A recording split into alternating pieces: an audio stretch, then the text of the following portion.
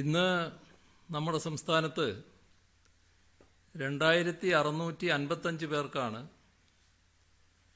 Covid ബാധ സ്ഥിരീകരിച്ചത്. അതിൽ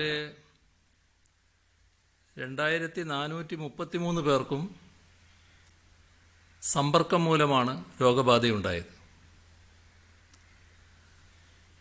രോഗബാധ സ്ഥിരീകരിച്ചവരിൽ 61 പേർ ആരോഗ്യ പ്രവർത്തകരാണ്.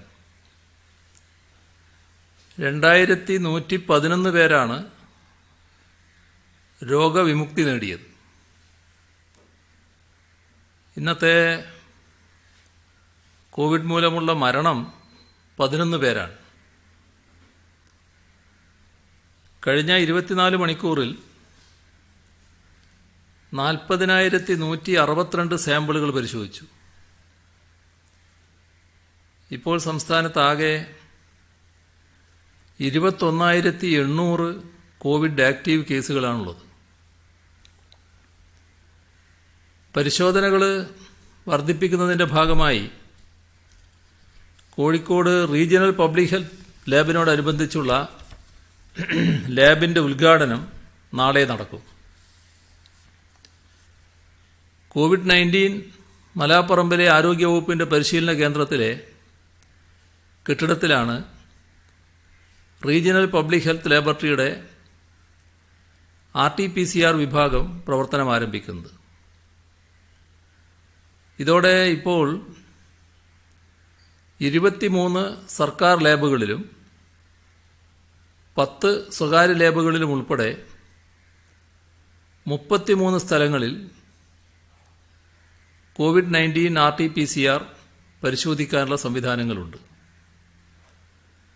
ഇതുകൂടാതെ 800ഓളം സർക്കാർ ലാബുകളിലും 300ഓളം സ്വകാര്യ ലാബുകളിലും ആൻറ്റിജൻ, എക്സ്പെർട്ട്, സിബിനാറ്റ്, ട്രൂനാറ്റ് പരിശോധനകൾ നടത്തുന്നുണ്ട്. ലാബ് സൗകര്യം കൂട്ടിയതോടെ പരിശോധനകൾ വലിയ തോതിൽ വർദ്ധിപ്പിക്കാനായിട്ടുണ്ട്. തിരുവനന്തപുരം ജില്ലയിൽ തീരപ്രദേശങ്ങളിൽ നിന്ന് മാറി മിക്ക പ്രദേശങ്ങളിലും കോവിഡ് റിപ്പോർട്ട് ചെയ്യുന്നുണ്ട്. ഏറ്റവും കൂടുതൽ പേർക്ക് രോഗബാധയുള്ളത് തലസ്ഥാന ജില്ലയിൽ തന്നെയാണ്. നിലവിലുള്ള ആക്റ്റീവ് കേസുകളുടെ എണ്ണം 4,459 ആണ്. ഇന്ന് 512 പേരെ ഡിസ്ചാർജ് ചെയ്തു. പക്ഷേ ഏറ്റവും ഉയർന്ന രോഗബാധാ നിരക്ക് തലസ്ഥാനത്ത് തന്നെയാണ്. 590 പേർക്കാണ് ഇന്ന് രോഗബാധ സ്ഥിരീകരിച്ചത്. തിരുവനന്തപുരത്ത് കൂടുതൽ ജാഗ്രതയോടെ ഇടപെടേണ്ടതിൻ്റെ ആവശ്യകതയിലേക്കാണ് രോഗബാധിതരുടെ എണ്ണം കൂടുതൽ വിരൽ ചൂണ്ടുന്നത്. ഓണാവധി കഴിഞ്ഞതോടെ നഗരത്തിലും ഗ്രാമങ്ങളിലും ഒരുപോലെ തിരക്ക് വർദ്ധിച്ചിട്ടുണ്ട്. കൊല്ലം ജില്ലയിൽ അധികം രോഗബാധിതർ കൊല്ലം കോർപ്പറേഷൻ പരിധിയിലാണ്. തിരുവനന്തപുരത്ത് നിന്നും രാത്രി കൊല്ലം തീരക്കടലിൽ വള്ളങ്ങളിലെത്തി ലൈറ്റ് ഉപയോഗിച്ചുള്ള മത്സ്യബന്ധനം നടത്തിയതുകൊണ്ട് കണ്ടെത്തിയിരുന്നു. ഈ സാഹചര്യത്തിൽ മറൈൻ എൻഫോഴ്സ്മെന്റ്, കോസ്റ്റൽ പോലീസ് സേനകളുടെ സംയുക്ത പരിശോധന ശക്തമാക്കാൻ തീരുമാനിച്ചു. കോവിഡ് പോസിറ്റീവാകുന്ന കുടുംബങ്ങളിലെ രോഗബാധിതരല്ലാത്ത കുട്ടികൾക്കും മുതിർന്നവർക്കും പ്രത്യേക കേന്ദ്രങ്ങളിൽ സംരക്ഷണ സൗകര്യം ഒരുക്കുന്നുണ്ട്. പത്തനംതിട്ട ജില്ലയിൽ സെപ്റ്റംബർ 7 മുതൽ സെന്റിനൽ സർവൈലൻസിന്റെ ഭാഗമായി എല്ലാ ഗ്രാമപഞ്ചായത്തുകളിലും റാപ്പിഡ് ആന്റിജൻ പരിശോധന നടത്തും. ആലപ്പുഴ ക്ലസ്റ്ററുകളിലെല്ലാം സമ്പർക്ക പട്ടിക തയ്യാറാക്കി ആൻറ്റിജൻ പരിശോധനയിലൂടെ രോഗനിർണയം നടത്തി ആവശ്യമായ പ്രതിരോധ പ്രവർത്തനങ്ങൾ നടത്തുന്നുണ്ട്. ആൻറ്റിജൻ പരിശോധനയ്ക്കായി 2,80,00,000 രൂപ ചെലവഴിച്ച് 50,000 ആൻറ്റിജൻ ടെസ്റ്റ് കിറ്റുകളും 23 കിയോസ്കുകളും ജില്ലാ പഞ്ചായത്ത് സ്ഥാപിച്ചു. ആലപ്പുഴ മെഡിക്കൽ കോളേജ് ആശുപത്രിയിൽ 190-ലധികം ജീവനക്കാർ ക്വാറന്റൈനിൽ പോയിരുന്നു.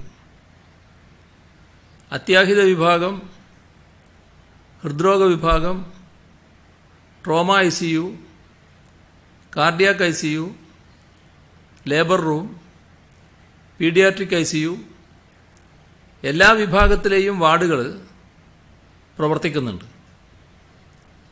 തുടർച്ചയായി മരുന്ന് കഴിക്കുന്ന രോഗികൾക്ക് 2 മാസം വേണ്ട മരുന്നുകൾ OP ഫാർമസിയിൽ നിന്ന് നൽകുന്നുണ്ട്. കോട്ടയം ജില്ലയിൽ സമ്പർക്ക വ്യാപനം കൂടുതലായി റിപ്പോർട്ട് ചെയ്യുന്നത് കോട്ടയം മുനിസിപ്പാലിറ്റിയിലാണ്. ജില്ലയിൽ ദിവസം ശരാശരി 1,500 പേരെ ആൻറ്റിജൻ പരിശോധനയ്ക്ക് വിധേയമാക്കുന്നുണ്ട്. 4 വ്യവസായശാലകൾ പുതിയ കോവിഡ് ഇൻസ്റ്റിറ്റ്യൂഷണൽ ക്ലസ്റ്ററുകളായി പ്രഖ്യാപിച്ചിട്ടുണ്ട്. ഇടുക്കിയിൽ 87% രോഗമുക്തി. എറണാകുളത്ത് ഫോർട്ട് കൊച്ചി, നെല്ലിക്കുഴി, കോതമംഗലം ക്ലസ്റ്ററുകളിൽ രോഗവ്യാപനം ശക്തമായി തുടരുന്നുണ്ട്. കോഴിക്കോട് ജില്ലയിൽ തീരദേശ മേഖലകളിലാണ് രോഗവ്യാപനം കൂടുതൽ. 9 ക്ലസ്റ്ററുകളുള്ളതിൽ 5 തീരദേശത്താണ്. ചോറോട്, വെള്ളയിൽ, മുഗദാർ, കടലുണ്ടി മേഖലകളിലാണ് രോഗവ്യാപനം കൂടി വരുന്നത്. കടലുണ്ടിയിൽ കഴിഞ്ഞ 3 ദിവസത്തിനിടെ 70 പേർക്ക് രോഗം ബാധിച്ചു. രോഗപരിശോധനയ്ക്ക് ചില പ്രദേശങ്ങളിൽ ആളുകൾ വിമുഖത കാണിക്കുന്നുണ്ട്. അത് ചില പ്രതിസന്ധിയും സൃഷ്ടിക്കുന്നുണ്ട്. വയനാട് ജില്ലയിൽ മേപ്പാടി ചൂരൽമല ക്ലസ്റ്ററിൽ രോഗികൾ വർദ്ധിച്ചു വരികയാണ്. 858 പേരെ പരിശോധിച്ചതിൽ 70 പേർക്ക് രോഗം സ്ഥിരീകരിച്ചു. ജില്ലയിലെ ഏറ്റവും വലിയ ക്ലസ്റ്ററായ വാളാട് കേസുകൾ കുറഞ്ഞു വരുന്നുണ്ട്. ഇവിടെ 5065 പേരെ പരിശോധനയ്ക്ക് വിധേയമാക്കിയപ്പോൾ 347 പേർക്കാണ് രോഗം സ്ഥിരീകരിച്ചത്. കണ്ണൂർ ജില്ലയിൽ 15 ക്ലസ്റ്ററുകൾ ഉണ്ടായതിൽ 6 ആക്റ്റീവായി തുടരുന്നത്. ഇതിൽ Thalassery Gopalpetta, Taliparamba, Kannur Thayyil, Kannur government medical college, Kozhikode FCI എന്നിവയാണ് പ്രധാന ക്ലസ്റ്ററുകൾ. പാട്യം ക്ലസ്റ്ററിൽ കേസുകൾ കുറഞ്ഞു വരികയാണ്. മറ്റ് 9 ക്ലസ്റ്ററുകളിൽ രോഗബാധ പൂർണ്ണമായി നിയന്ത്രിക്കാൻ കഴിഞ്ഞു.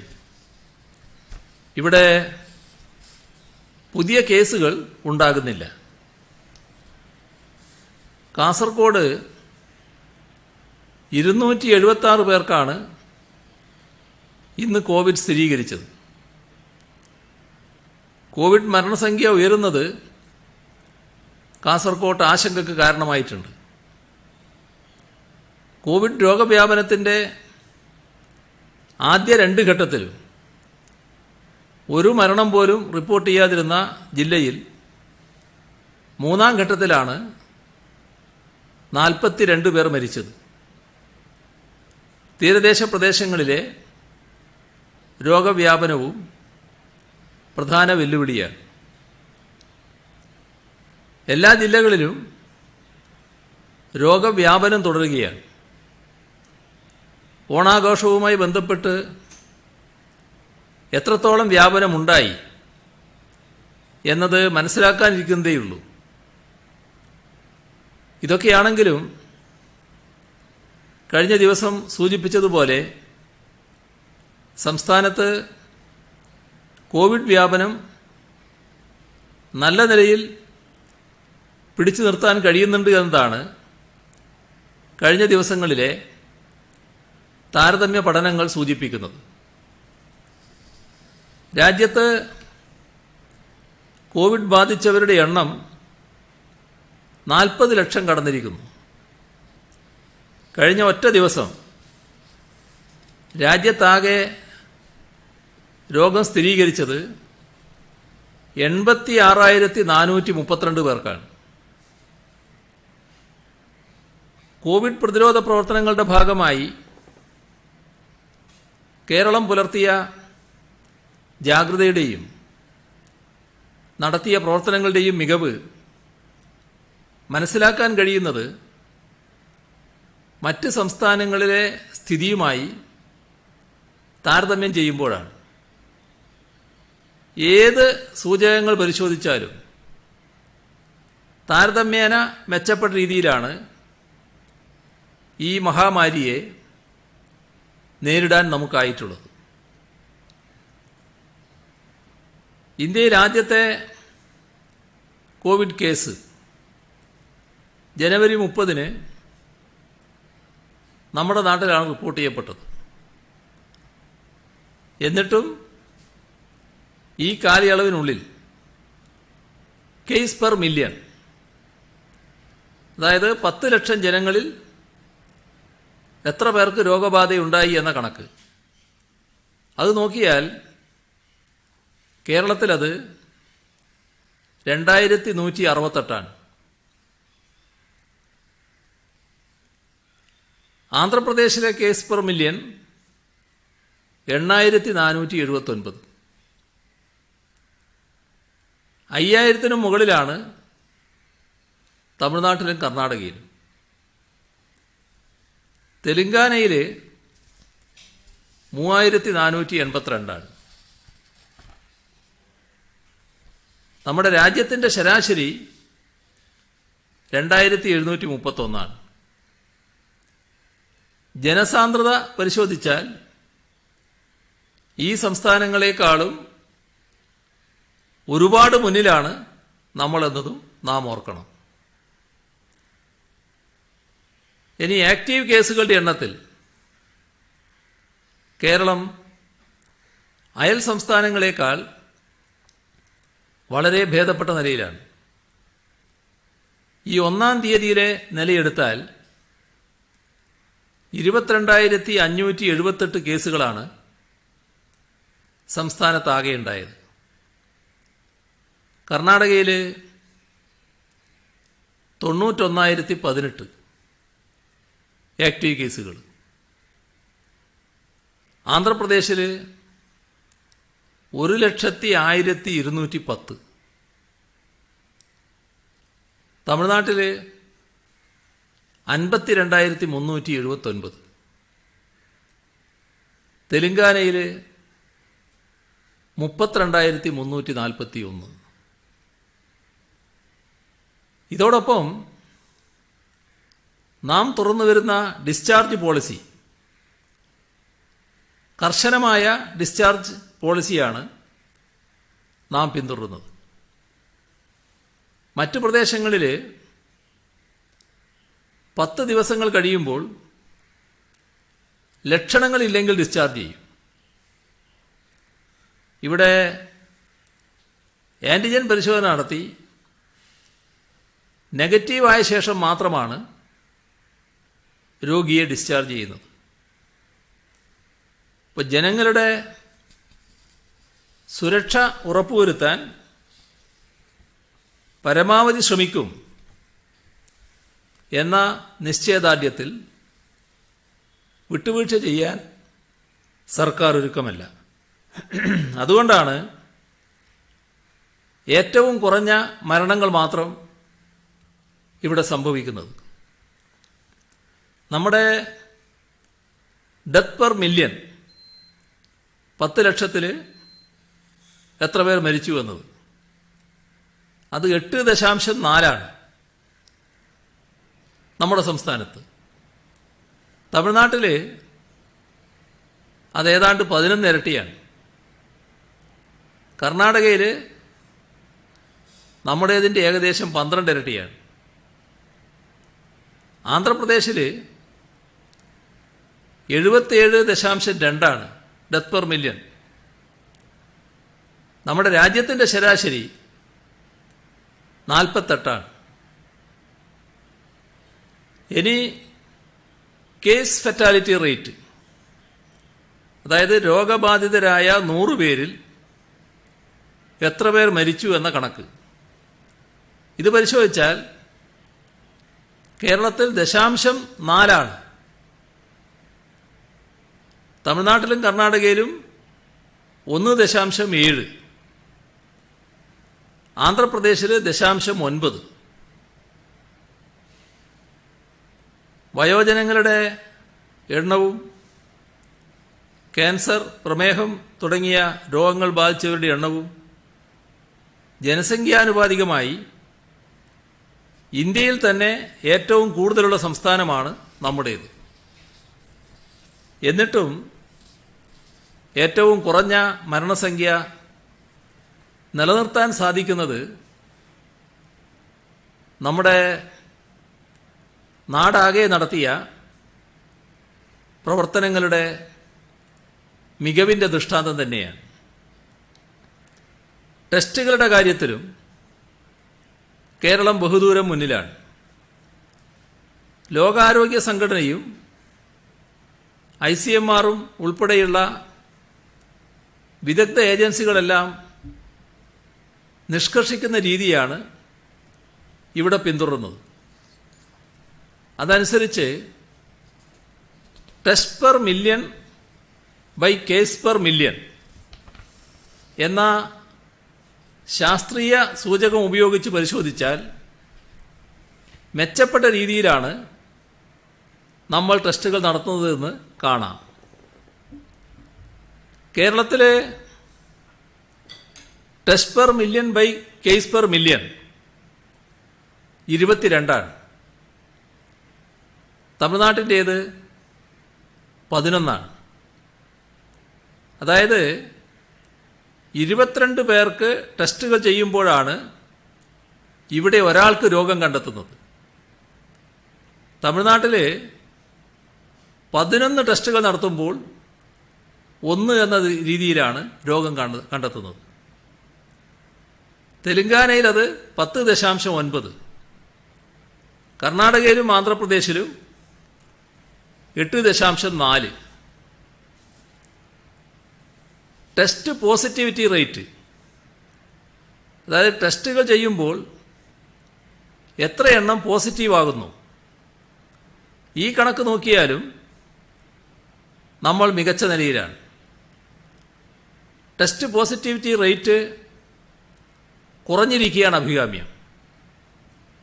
കേരളത്തിൻ്റെ ടെസ്റ്റ് പോസിറ്റിവിറ്റി റേറ്റ് 4.3. കർണാടകയിലും ആന്ധ്രയിലും 11.8. കേരളം ഈ സംസ്ഥാനങ്ങളെക്കാൾ മികച്ച രീതിയിൽ ടെസ്റ്റുകൾ നടത്തിയെന്നാണ് ഈ കണക്കുകൾ വ്യക്തമാക്കുന്നത്. അതുകൊണ്ട് കോവിഡ് പ്രതിരോധത്തിൽ തുടക്കം മുതലുള്ള മികവ് നമുക്ക് നിലനിർത്താനാവുന്നുണ്ട് എന്നത് നിസ്സംശയം പറയാം. പക്ഷേ നാം അവിടെ നിൽക്കുകയല്ല. ഈ കണക്കുകൾ വിശകലനം ചെയ്ത് രോഗവ്യാപനം കുറയ്ക്കാനുള്ള എല്ലാ സാധ്യതയും വരുന്ന ആളുകളിൽ പരിശോധിച്ച് വേണ്ട രീതിയിൽ സർക്കാർ ഇടപെടുക തന്നെ ചെയ്യും.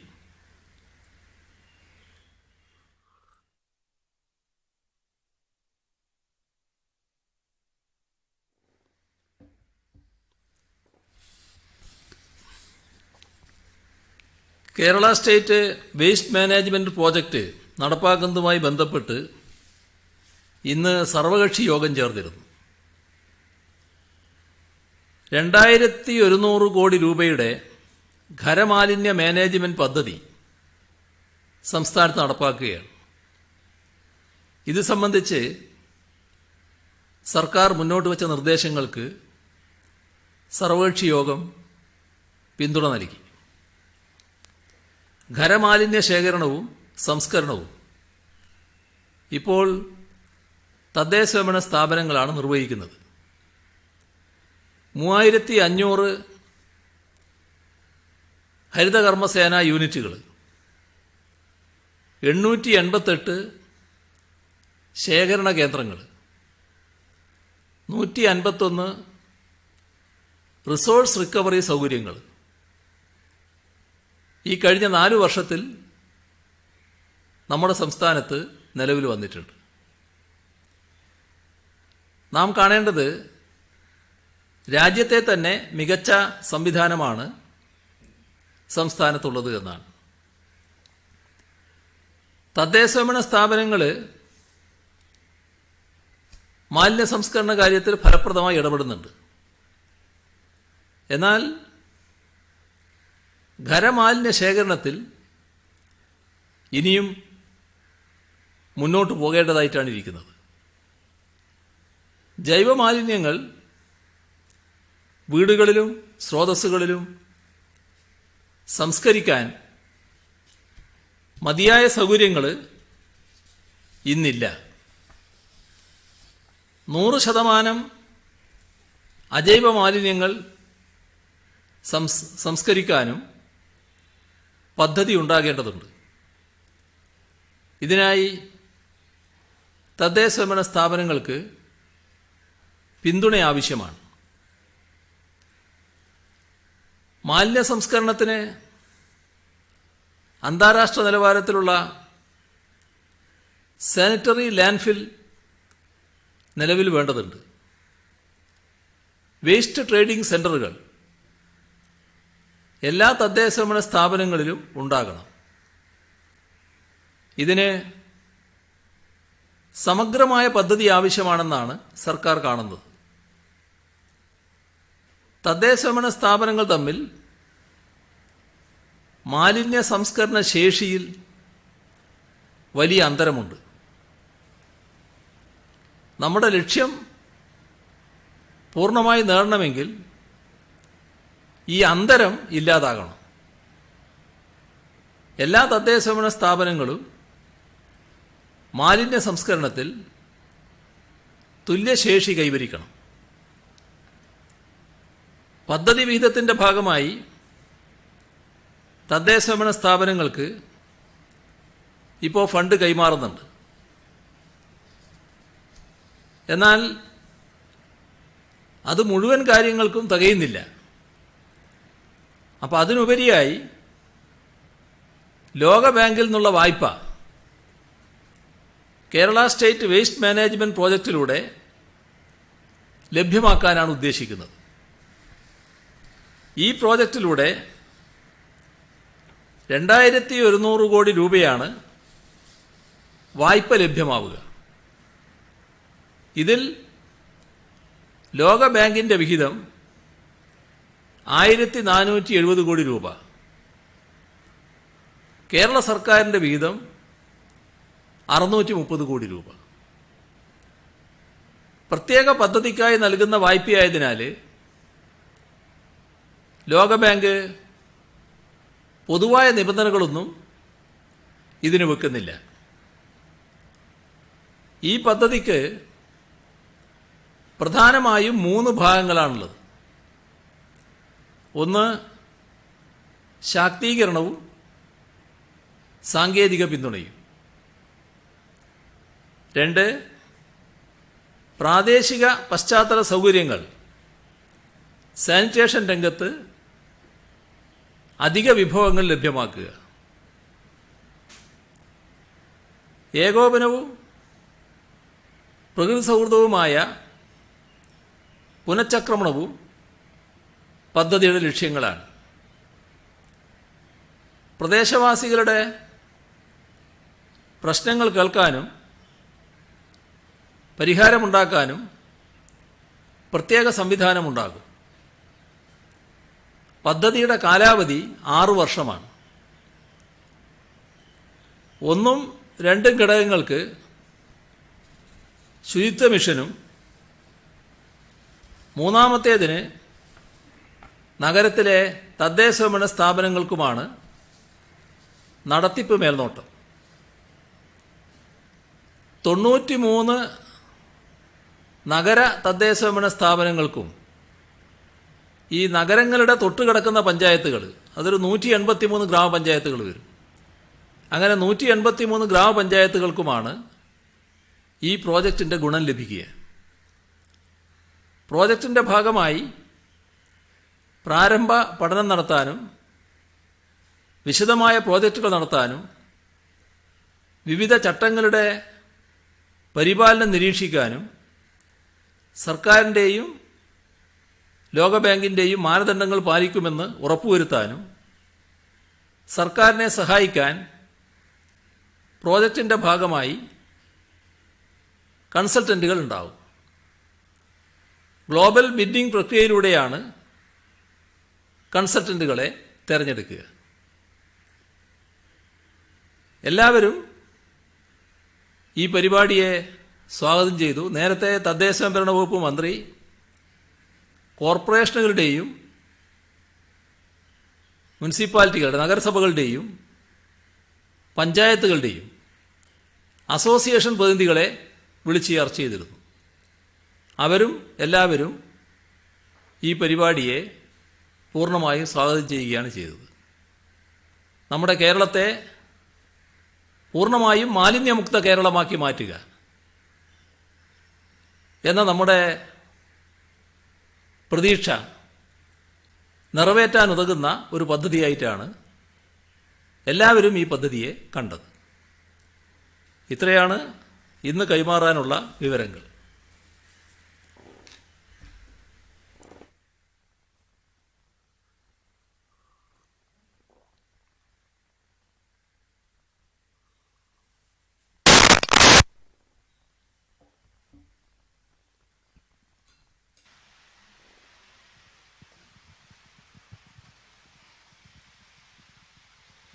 CM തിരുവനന്തപുരം ജില്ലയിൽ പ്രത്യേകിച്ച് നഗരപ്രദേശങ്ങളിൽ കോവിഡ് രോഗവ്യാപനം വളരെ ശക്തമായി തുടരുന്നു എന്നങ്ങ് പറഞ്ഞു. കൂടുതൽ ശക്തമായിട്ടുള്ള നടപടികൾ, പ്രതിരോധ നടപടികൾ ആലോചിക്കുകയാണെന്നും പറഞ്ഞു. ഇനിയൊരു ഭാഗികമായെങ്കിലും ലോക്ക്ഡൌണിനുള്ള സാധ്യതകളുണ്ടോ, അതോ മറ്റെന്തെങ്കിലും മാർഗങ്ങളാണോ സർക്കാർ ആലോചിക്കുന്നത്? കൂടുതൽ ശക്തമായ ബോധവൽക്കരണമാണ് പ്രധാനം. നാം എല്ലാവരും രോഗം ബാധിച്ചേക്കാൻ ഇടയുള്ളവരാണ് എന്ന് ആദ്യം ബോധ്യപ്പെടുക. അതാണ് ഏറ്റവും പ്രധാനമായിട്ടുള്ളത്. അപ്പോൾ അതിനാവശ്യമായ പ്രതിരോധ മാർഗങ്ങൾ എല്ലാവരും സ്വീകരിക്കുക. അതിലേക്ക് മുഴുവൻ ആളുകളെയും എത്തിക്കുന്നതിനുള്ള ബോധവൽക്കരണ പ്രക്രിയ ശക്തിപ്പെടുത്തുക. അതോടൊപ്പം ടെസ്റ്റുകളുടെ എണ്ണം ഇപ്പോൾ വർദ്ധിച്ചിട്ടുണ്ട്. 40,000-ലധികമായി. ഇന്ന് 50,000-ലേക്ക് എത്തിക്കലാണ് നമ്മളിപ്പോൾ പെട്ടെന്ന് ഉദ്ദേശിക്കുന്നത്. ആ തരത്തിൽ ടെസ്റ്റുകൾ വർദ്ധിപ്പിച്ച് രോഗവ്യാപനം എത്രത്തോളം ഉണ്ടായി എന്ന് കണക്കാക്കി അതിൻ്റെ ഭാഗമായി കൂടുതൽ വ്യാപിക്കാതിരിക്കാനുള്ള നടപടികൾ തുറന്നു വരിക. ഒരു അടച്ചുപൂട്ടൽ അതുകൊണ്ട് മാത്രം ഇതിനെ നേരിടാവുന്നതാണ് എന്ന് കാണുന്നില്ല. രോഗികളുടെ എണ്ണത്തിൽ വലിയ വർധനവ് ഉണ്ടാവുന്ന CM നേരത്തെ പറഞ്ഞിരുന്നു. ഇപ്പോൾ 2 ഉപതെരഞ്ഞെടുപ്പുകൾ കേന്ദ്ര തെരഞ്ഞെടുപ്പ് കമ്മീഷൻ പ്രഖ്യാപിച്ചിരിക്കുകയാണ്. സംസ്ഥാനത്തിൽ തെരഞ്ഞെടുപ്പിന് അനുകൂലമായ ഒരു സാഹചര്യമുണ്ട് എന്ന് സർക്കാർ കാണുന്നുണ്ടോ? ഇതിലിപ്പോൾ ഇലക്ഷൻ കമ്മീഷനാണ് അതുമായി ബന്ധപ്പെട്ട് തീരുമാനങ്ങൾ എടുക്കേണ്ടത്. ഇതിൽ രോഗവുമായി ബന്ധപ്പെട്ട പ്രശ്നങ്ങൾ മാത്രമല്ല, മറ്റു ചില പ്രശ്നങ്ങളും ഈ നിയമസഭാ തെരഞ്ഞെടുപ്പുമായി ബന്ധപ്പെട്ട് ഉയർന്നു വരുന്നുണ്ട്. ഏതായാലും ഇലക്ഷൻ കമ്മീഷൻ അതിൻ്റെ അന്തിമ തീരുമാനത്തിലേക്ക് നീങ്ങുകയാണെന്നാണ് തോന്നുന്നത്. അങ്ങനെ തീരുമാനം എടുക്കുകയാണെങ്കിൽ അതിനാവശ്യമായ എല്ലാ നടപടികളും സർക്കാർ സ്വീകരിക്കാൻ സ്വാഭാവികമായും തയ്യാറാകും. സർക്കാരിന്റെ ആശങ്ക ഇക്കാര്യത്തിൽ അറിയിക്കാൻ ഉദ്ദേശിക്കുന്നുണ്ടോ? അതിൽ സർക്കാർ അങ്ങനെ ഒരു ആശങ്ക അറിയിക്കുന്നത് ശരിയായൊരു നടപടിയായിട്ട് വരില്ല. കാരണം ഇതൊരു 3-4 മാസത്തേക്കോ 5 മാസത്തേക്കോ ആണെങ്കിലും ഒരു തെരഞ്ഞെടുപ്പാണല്ലോ. ഇപ്പോൾ നവംബറിൽ തെരഞ്ഞെടുപ്പ് നടത്തിയാൽ നമുക്ക് ലഭിക്കുക ഏകദേശം ഒരു ഏപ്രിൽ വരെയുള്ള അവസരമാണ്. സാങ്കേതികമായിട്ടാണ് അടുത്ത നിയമസഭ വരുന്നവരെ എന്ന് പറയുന്നത്.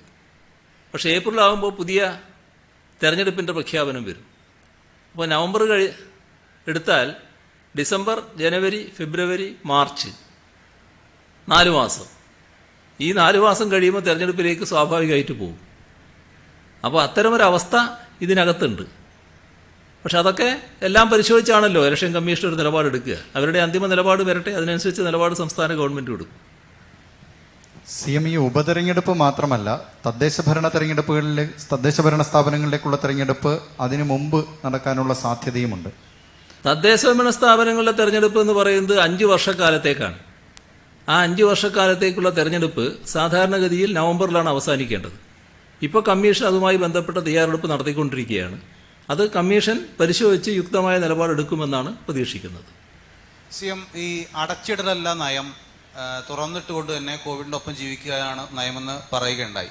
മിക്ക മേഖലകളും നമ്മൾ തുറന്നിടുകയും ചെയ്തിട്ടുണ്ട്. പക്ഷേ എന്തുകൊണ്ടാണ് ഈ ഡ്രൈവിംഗ് സ്കൂളുകൾ തുറക്കാനുള്ള ഒരു അനുമതി കൊടുക്കാത്തത്? അത് സാമൂഹ്യ അകലം പാലിക്കാൻ കഴിയുന്ന ഒരു മേഖല കൂടിയാണ്. ഡ്രൈവിംഗ് സ്കൂളുകളും തുറക്കുക എന്നുള്ളത് തന്നെയാണ് കാണുന്നത്. അതിനനുസരിച്ചുള്ള നടപടികൾ സർക്കാർ സ്വീകരിച്ചുകൊണ്ടിരിക്കുകയാണ്. അനുമതി കൊടുത്തിട്ടുണ്ടോ? ഞാൻ പറഞ്ഞ ഉത്തരം കേട്ടില്ല എന്ന് തോന്നുന്നുണ്ട്. അതിലുള്ള നടപടികൾ സർക്കാർ സ്വീകരിച്ചു വരികയാണെന്നാണ് ഞാൻ പറഞ്ഞത്. ഈ കോവിഡുമായി ബന്ധപ്പെട്ടല്ല, മറ്റൊരു ചോദ്യമാണ്. ഇന്ന് KPCC അധ്യക്ഷൻ ഉദ്യോഗസ്ഥന്മാരുടെ യോഗം വിളിച്ച് സർക്കാരിന്റെ വിവരങ്ങൾ ചോർത്തി നൽകണമെന്ന് ആവശ്യപ്പെട്ടിട്ടുണ്ട്. അങ്ങയുടെ ശ്രദ്ധയിൽപ്പെട്ടോ? അല്ല, അത് എല്ലാവരുടെയും ശ്രദ്ധയിലുണ്ടല്ലോ. എല്ലാ മാധ്യമങ്ങളും അത് റിപ്പോർട്ട് ചെയ്തിട്ടുള്ളതാണ്. സ്വാഭാവികമായിട്ടും ഒരു ജനാധിപത്യ പ്രക്രിയയിലെ ഗുരുതരമായ ഒരു പ്രശ്നമാണത്. കാരണം ഈ സർക്കാർ ഉദ്യോഗസ്ഥരോട് സർക്കാരിനെ വഞ്ചിക്കണം എന്ന് പറയാൻ, ഒരു വിശ്വാസവഞ്ചന നടത്തണം. സർക്കാർ ഏൽപ്പിക്കുന്ന ഭദ്രമായ കാര്യങ്ങളുണ്ട്, അതാണ് സർക്കാർ ഉദ്യോഗസ്ഥർ പാലിക്കുന്നത്. അത് ഏത് തലത്തിലുള്ള ഉദ്യോഗസ്ഥനായാലും സാധാരണഗതിയിൽ അയാളിൽ അർപ്പിതമായ ഉത്തരവാദിത്വം, അയാളുടെ രഹസ്യം അത് പൂർണ്ണമായി കാത്തുസൂക്ഷിക്കാൻ ബാധ്യസ്ഥനാണ്. അത് നിങ്ങൾ പാലിക്കേണ്ടതില്ല. നിങ്ങളെല്ലാം ചോർത്തിക്കോളൂ, നിങ്ങൾ വിവരങ്ങൾ ഞങ്ങൾക്ക് കൈമാറണം എന്നൊക്കെ പറയുന്നത് അത് വലിയ തോതിലുള്ളൊരു കലാപാഹ്വാനമായിട്ടും മാത്രമേ കണക്കാക്കാൻ പറ്റൂ. സാധാരണഗതിയിൽ ഉത്തരവാദപ്പെട്ട ജനാധിപത്യ സംവിധാനങ്ങളിലൊക്കെ പ്രധാനപ്പെട്ട സ്ഥാനം വഹിച്ചിട്ടുള്ള വ്യക്തികളുടെ ഭാഗത്ത് നിന്ന് അങ്ങനെയൊരു നിലപാട് ഉണ്ടാകാൻ പാടില്ലാത്തതാണ്, നിർഭാഗ്യകരമാണെന്ന് മാത്രമേ പറയാൻ പറ്റൂ. CPM-ഉം സർക്കാരും ഒരുപാട് ആരോപണം കേട്ടതാണ് വനിതാ കൗൺസിലറുടെ വീടിന്റെ ആക്രമണം. ഇപ്പോൾ അതിന്റെ യാഥാർത്ഥ്യം പുറത്തു വന്നു. എന്നാൽ പോലീസ് നിർബന്ധിച്ചാണ് മൊഴി നൽകിയത് എന്നൊരു ആരോപണം കൂടെ വരുന്നുണ്ട്. ഇതെങ്ങനെ കാണുന്നു CM? ഏതായാലും സംഗതി പുറത്തു വന്നല്ലോ. ഈ പറയുന്ന ആള് എങ്ങനെയാണ് ഈ വീട് ആക്രമിക്കാനിടയായത് എന്ന കാര്യം ഇപ്പോൾ പുറത്തു വന്നിട്ടുണ്ട്. അത് ആരെങ്കിലും കെട്ടിച്ചമച്ചൊരു കഥയല്ല, യഥാർത്ഥത്തിൽ ഉണ്ടായൊരു കഥയാണ് ഇപ്പോൾ പുറത്തു വന്നിരിക്കുന്നത്. അയാളുടെ സുഹൃത്തും കാര്യങ്ങൾ പറഞ്ഞിട്ടുണ്ട് എന്നാണ് വാർത്തകളിൽ വന്നിട്ടുള്ളത്. അപ്പോൾ രാഷ്ട്രീയ പ്രശ്നങ്ങൾ ഉണ്ടാക്കുന്നതിന് വേണ്ടി ചില പ്രശ്നങ്ങൾ തെറ്റായ നിലയിൽ സംഭവിച്ചു, ആ തെറ്റാണെന്ന് പറഞ്ഞ് അതിനെ തള്ളിപ്പറയുന്നതിന് പകരം ആ തെറ്റിനെതിരെ ജനങ്ങളെല്ലാം പ്രതികരിച്ചുകൊണ്ടിരിക്കുമ്പോൾ അതിനെ എങ്ങനെ വഴിതിരിച്ചു വിടാൻ പറ്റും? അതാണിവിടെ ഉണ്ടായ ശ്രമം. അതിന് ചിലരെ ഉപയോഗിക്കുന്നു, അതിൻ്റെ ഭാഗമായി ചില സംഭവങ്ങൾ സ്വയമേവ നടത്തുന്നു. അതുണ്ടാകാൻ പാടില്ലാത്തതായിരുന്നു അത്തരമൊരു നടപടിക്രമങ്ങൾ. ഏതായാലും കാര്യങ്ങളെല്ലാം ഇപ്പോൾ പുറത്തായി, വളരെ പരിഹാസ്യമായ നിലയായി. CM, ഈ ഖരമാലിന്യ സംസ്കരണം ഈ നഗര തദ്ദേശ സ്ഥാപനങ്ങൾ കേന്ദ്രീകരിച്ച് ഉള്ള പ്ലാന്റുകളാണോ അതോ ഇപ്പം ഈ നഗരത്തോളം വളരുന്ന മറ്റ് തദ്ദേശ സ്ഥാപനങ്ങളുണ്ടല്ലോ അവിടങ്ങളിലൊക്കെ ഇതിൻ്റെ പ്രയോജനം ലഭിക്കുന്ന രീതിയിലാണോ? അല്ല, ഇപ്പോൾ ഈ പദ്ധതിയുടെ ഭാഗമായിട്ട് നഗരങ്ങളുടെ പദ്ധതിയാണിത്. അതേസമയം നഗരങ്ങളോട് തൊട്ടുകിടക്കുന്ന ഗ്രാമപഞ്ചായത്തുകളുണ്ട്. ആ ഗ്രാമപഞ്ചായത്തുകളിലും ഈ പദ്ധതി നടപ്പാക്കും. ഞാൻ പറഞ്ഞല്ലോ, അത്രയും ഗ്രാമപഞ്ചായത്തുകളിൽ ഈ പദ്ധതി നടപ്പാക്കും. എന്നാൽ മറ്റ് ചില പഞ്ചായത്തുകൾ നിങ്ങൾ പറഞ്ഞതുപോലെ വലുതായി വികസിച്ച് നിൽക്കുന്നവയുണ്ടാവും. അത് നഗരത്തിന് തൊട്ടല്ലെങ്കിൽ ഇതിൻ്റെ ഭാഗമായിട്ട് വരില്ല, അത് വേറെ തന്നെ പദ്ധതിയായിട്ടാണ് വരേണ്ടത്. ഇതിപ്പോൾ ഈ തരത്തിൽ മാത്രം ഒതുങ്ങി നിൽക്കുന്നതാണ്. CMA ഈ ലഹരിക്കടത്ത് കേസുമായി ബന്ധപ്പെട്ട് ചില ആൾക്കാർക്ക് കേരളത്തിലുള്ളവർക്ക് ബന്ധമുണ്ട്. പ്രത്യേകിച്ച് പ്രതി അനൂപ് മുഹമ്മദിനും അതുപോലെ തന്നെ ബിനീഷ് കൊടിയേരിക്കും തമ്മിൽ ബന്ധമുണ്ട് എന്നൊരു തരത്തിലുള്ള വാർത്തയൊക്കെ പുറത്തു വന്നു. കേരള ബന്ധം ഇവർക്കുണ്ടെന്ന തരത്തിലുള്ള വാർത്തകൾ പുറത്തു വരുന്നു.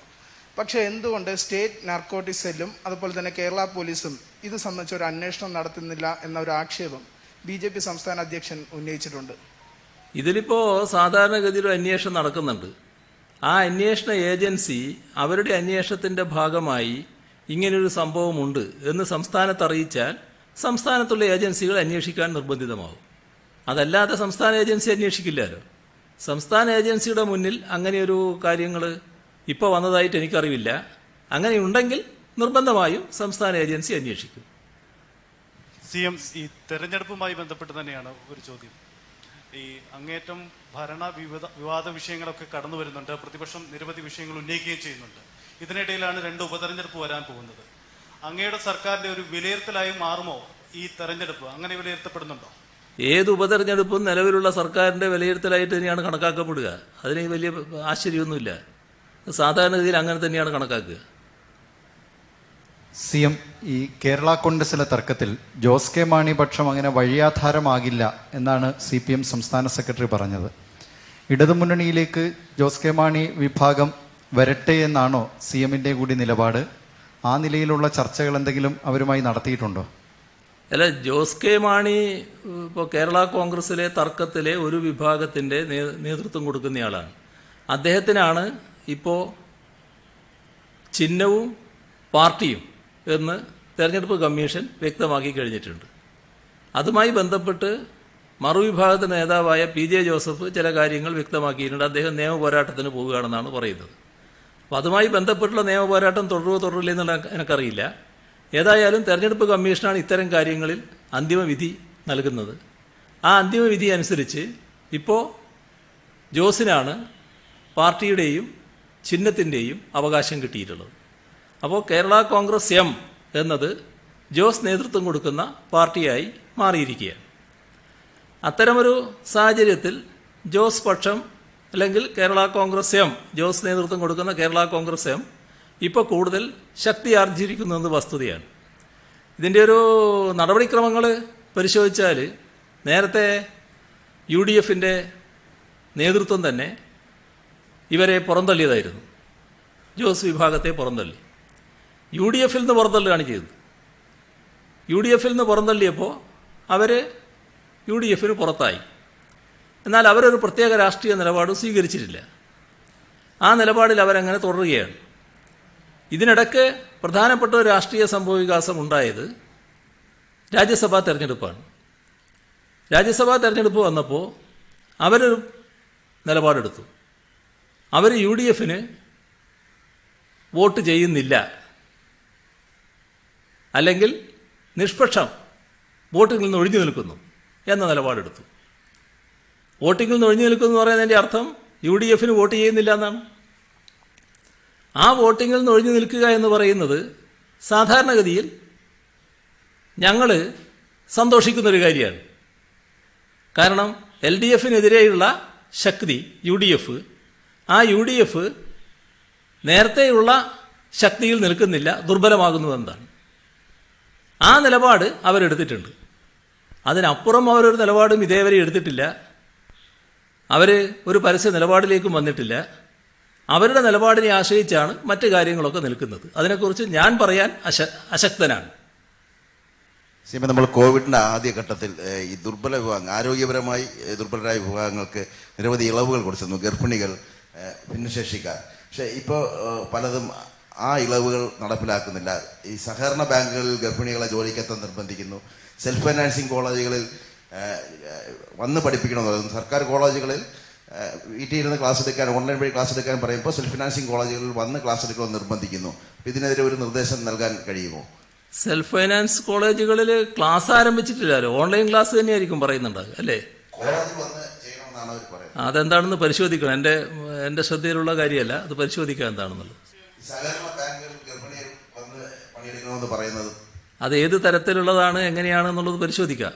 നേരത്തെ പറഞ്ഞതിൽ നിന്ന് വിരുദ്ധമായി വ്യത്യസ്തമായി എന്തെങ്കിലും പോകുന്നുണ്ടെങ്കിൽ അത് അതിലിടപെടാം. ഈ തീരദേശ മേഖലകളിലെ രോഗവ്യാപനം നിയന്ത്രണാധീനമാണോ? അപ്പോൾ അവിടെ ടെസ്റ്റുകളുടെ എണ്ണം എങ്ങനെയാണ്? ഇപ്പോൾ ആളുകൾ അതിനോട് വിമുഖത കാണിക്കുന്നുണ്ട്. എന്താണ് അവിടുത്തെ ഒരു പൊതുസ്ഥിതി എന്ന് ഒന്നറിയാൻ പറ്റുമോ? മറ്റൊന്ന്, ഈ ചെറുകിട പത്രങ്ങൾ, ചെറിയ പത്രങ്ങൾ, ഇപ്പം എ കാറ്റഗറി പത്രങ്ങൾ കേരളത്തിൽ 20ഓളം എണ്ണമുണ്ട്. അപ്പോൾ അവയ്ക്ക് ശരിക്കും ഒരു അവഗണനയാണ്. PRD മീഡിയ ലിസ്റ്റിൽപ്പെട്ട ഈ പത്രങ്ങൾക്ക് പരസ്യമില്ല. ഇപ്പോൾ ഈ ലോക്ക്ഡൗൺ കാലത്ത് ഗുരുതരമായ പ്രതിസന്ധിയാണ്. അപ്പം അതിന് എന്തെങ്കിലും ഒരു മാറ്റം, B, C കാറ്റഗറിയുമായിട്ട് ഒരു വേർവൃത്യം ഇതിനോട് A കാറ്റഗറിയോടുണ്ട്. അപ്പോൾ അത് എന്തെങ്കിലും ഒരു സമീപനം, ഒരു മാറ്റം ഉണ്ടാവും, ഇവർക്ക് പിടിച്ചു നിൽക്കാനുള്ള ഒരു സാഹചര്യം ഉണ്ടാവും? ടെസ്റ്റുകൾ പരമാവധി നടത്തുക എന്ന രീതിയിലാണ് സർക്കാർ ഇപ്പോൾ നീങ്ങിക്കൊണ്ടിരിക്കുന്നത്. എല്ലാ മേഖലയിലും ടെസ്റ്റുകൾ വ്യാപിപ്പിക്കുകയാണ്. ടെസ്റ്റിനോട് പൊതുവിൽ വിമുഖത എന്ന് പറയാനില്ല. പക്ഷേ ഓണക്കാലത്ത് കുറച്ചൊരു ആ സമയത്ത് വേണ്ട എന്ന മട്ടിൽ ചില പ്രതികരണങ്ങൾ ചിലരുടെ ഭാഗത്തുണ്ടായിരുന്നു. അത് ടെസ്റ്റിനോട് വിമുഖതയാണെന്ന് കാണാൻ പറ്റില്ല. ചില കേന്ദ്രങ്ങളിൽ ചിലപ്പോൾ വിമുഖത ഉണ്ടായിട്ടുണ്ട്. എന്നാൽ അത് ബോധവൽക്കരണത്തിലൂടെ മാറ്റിയെടുക്കാൻ കഴിഞ്ഞിട്ടുണ്ട്. നല്ല മാറ്റം പൊതുവെ വന്നിട്ടുണ്ട്. മാധ്യമങ്ങളുടെ കാര്യത്തിൽ മാധ്യമങ്ങൾക്കുള്ള പ്രയാസങ്ങൾ കഴിയാവുന്നത്ര പരിഹരിക്കണമെന്ന് തന്നെയാണ് സർക്കാർ കാണുന്നത്. സർക്കാർ നൽകാൻ കഴിയുന്ന പിന്തുണ എല്ലാ മാധ്യമങ്ങൾക്കും നൽകുന്നുമുണ്ട്. ബാക്കി കാര്യങ്ങൾ നമുക്ക് പിന്നീടായാൽ പോരെ. ശരി.